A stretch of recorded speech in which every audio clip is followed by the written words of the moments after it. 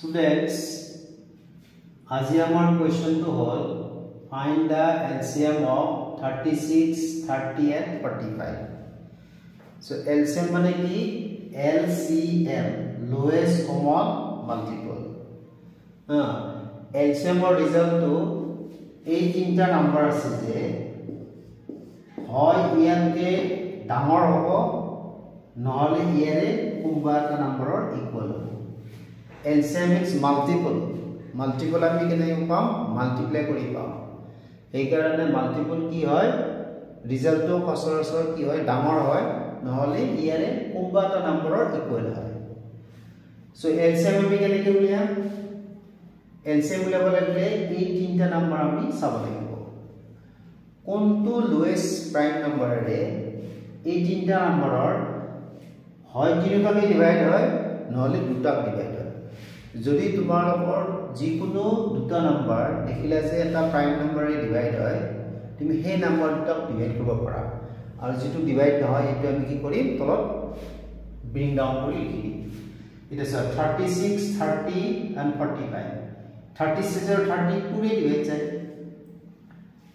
if you divide 36 by 2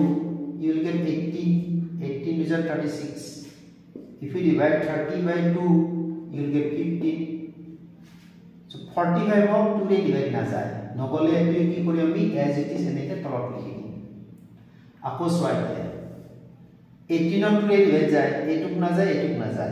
এটা number আমি divide নকৰো ইট ইজ মিনিংলেস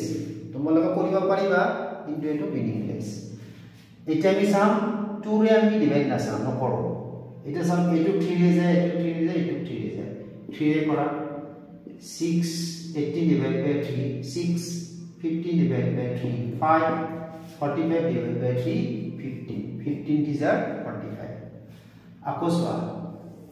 আকো এটু 3 ৰে যায় এটু 6 ৰে যায় এটুক না যায় তো 3 ৰে আমি ডিভাইড কৰিব পাৰো কিয়